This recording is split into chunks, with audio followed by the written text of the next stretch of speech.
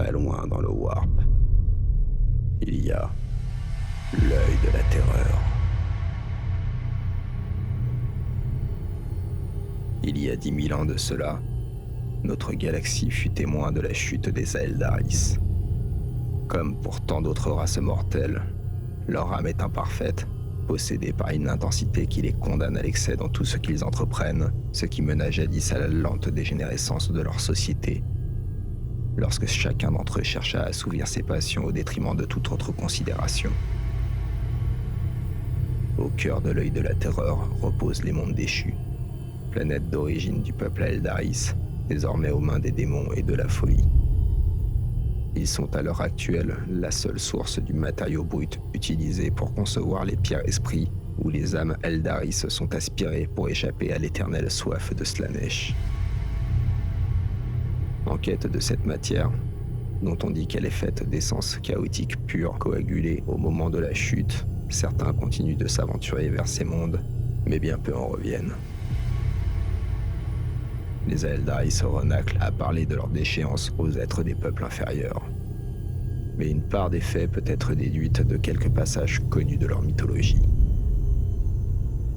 Tout au long d'une lente période de déclin, l'intensité des émotions générées par leurs excès se concentra dans le Warp où une nouvelle divinité se forma, puis se développa avec chaque complaisance pour former lentement une intelligence assouplie à la rêverie alimentée par les actes de chaque individu. Ces rêves repartaient vers les esprits de ceux qui en étaient la source, et leur race fut plongée de plus en plus loin dans la malveillance par les cauchemars insensés.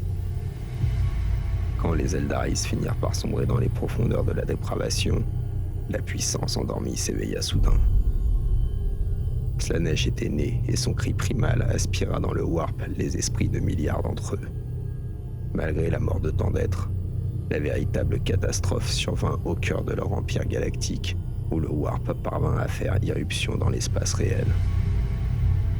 Une région de près de 20 000 années-lumière de diamètre fut submergée par l'essence du chaos et constitue aujourd'hui encore l'œil de la terreur. L'espace est souvent agité par des tempêtes Warp quand celui-ci parvient à prendre prise sur la réalité, et des systèmes entiers se retrouvent alors isolés pendant des années. En comparaison avec ces phénomènes relativement naturels, l'œil de la terreur est comme une tornade noyant le souffle de la brise. La chute a donné naissance à une interface entre Warp et espace matériel, une plaie ouverte dans la réalité, d'où sointe en permanence souillure et corruption. Les forces de l'Empire ont une influence directe sur ces lieux, en faisant une région où les lois physiques n'ont plus cours et où les planètes sont modelées selon les caprices enragés des divinités. L'œil de la terreur est le repère connu des pires maux de la galaxie. Au tournant de l'hérésie d'Horus, les légions renégates chassées de Terra la Sainte cherchèrent naturellement asile dans ce royaume où chacune s'arrogea un nouveau monde à faire sien et le façonna à son image.